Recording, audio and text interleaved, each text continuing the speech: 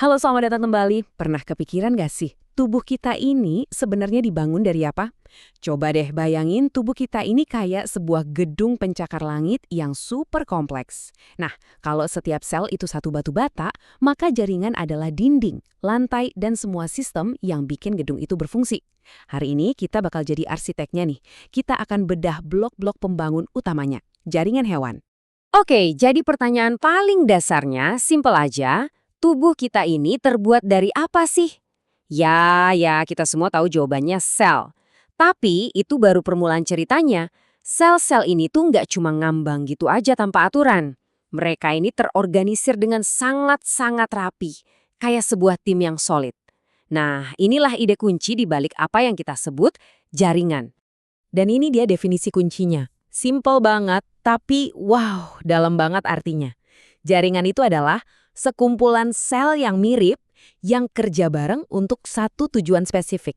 Ingat analogi batu bata tadi? Nah, jaringan itu adalah saat kita nyusun bata-bata yang sama untuk bikin sebuah dinding yang kokoh. Oh ya, sekedar info nih, ilmu yang khusus mempelajari jaringan ini namanya histologi. Oke, gambar ini anggap aja ini peta perjalanan kita hari ini ya. Lihat deh betapa teraturnya semua ini. Dari sekian banyak jenis, kita bakal fokus ke 3 bintang utamanya. Ada jaringan epitel, si pelindung, terus ada jaringan otot, si penggerak, dan terakhir jaringan ikat, si penopang. Yuk kita mulai dari yang pertama. Yang pertama, jaringan epitel. Coba deh bayangin ini tuh kayak semacam bungkus kado super canggih buat tubuh kita. Tapi ini bukan sekedar pembungkus biasa loh. Ini adalah lapisan pelindung cerdas yang jadi garis pertahanan pertama kita. Yang misahin dunia dalam kita yang rapuh dari dunia luar yang penuh tantangan. Terus, kita bisa nemuin jaringan ini di mana aja sih? Ada 3 tempat utama. Pertama, yang paling jelas, ya kulit kita, perisai kita dari dunia luar. Kedua, dia juga melapisi setiap saluran yang kebuka keluar. Bayangin deh, dari mulut sampai ke ujung sistem pencernaan. Dan ketiga, dia juga jadi lapisan halus di dalam organ-organ kita. Contohnya kayak lapisan di dalam pembuluh darah. Intinya, dimanapun tubuh kita ketemu sama dunia lain, pasti di situ ada jaringan epitel. Nah, ini nih yang keren banget. Di sini, kita bisa lihat betapa jeniusnya desain biologis. Coba perhatiin baik-baik. Di sebelah kiri, kita punya epitel selapis. Tipis banget kan? Cuma satu lapis sel. Kenapa? Ya karena ini adanya di paru-paru. Tempat oksigen harus bisa lewat dengan cepat. Jadi ketipisan itu kuncinya. Sekarang coba lihat yang kanan. Ini epitel berlapis, kayak yang ada di kulit kita. Tebel, numpuk-numpuk. Kenapa? Jelas buat perlindungan maksimal dari goresan dan segala macam. Ini contoh sempurna dari prinsip bentuk mengikuti fungsi. Oke, udah beres sama lapisan pelindung. Sekarang kita pindah ke mesin penggeraknya tubuh kita, jaringan otot. Setiap gerakan yang kalian lakuin, dari kedip mata sampai lari maraton, itu semua bisa terjadi berkat jaringan yang luar biasa ini. Kemampuannya cuma satu, yaitu berkontraksi. Tapi dari satu kemampuan simpel itu, lahirlah semua gerakan kita. Jenis pertama itu otot polos, si pekerja tak terlihat di tubuh kita. Otot ini ada di dinding lambung, usus, sampai pembuluh darah. Ciri utamanya, kalian nggak bisa ngendalin kerjanya. Coba deh bayangin, ribet banget kan kalau kita harus mikir, oke, sekarang waktunya mencerna makan siang? Untungnya, otot polos ngelakuin itu semua secara otomatis, dengan kontraksi yang lambat, stabil, dan nggak kenal capek.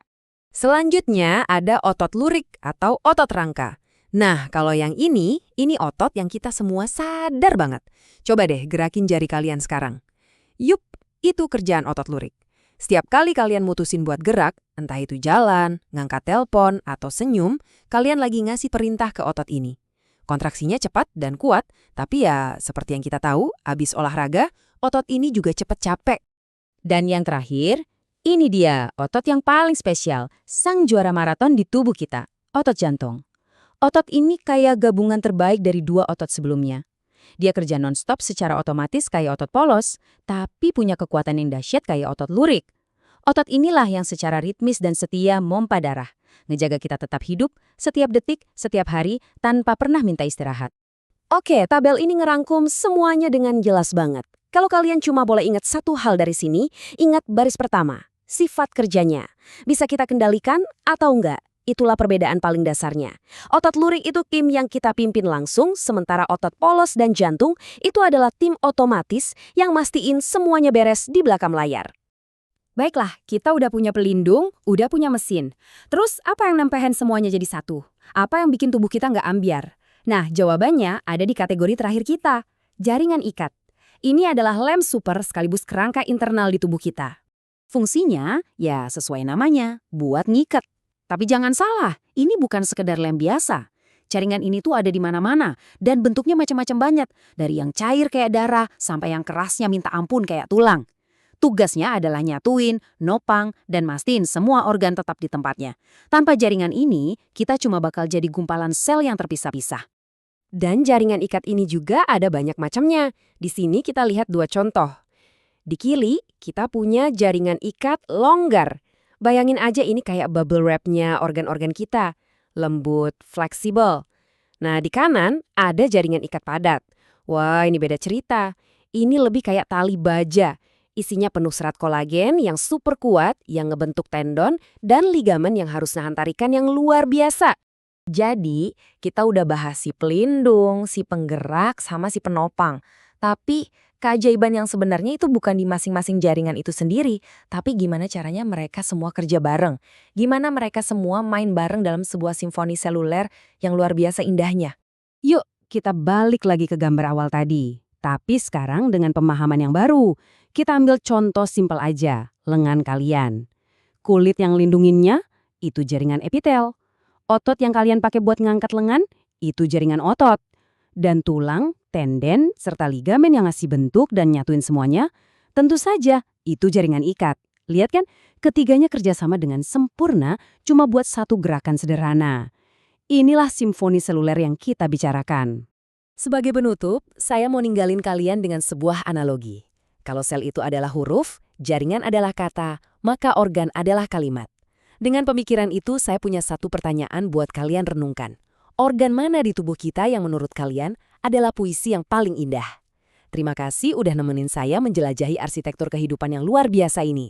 Sampai jumpa!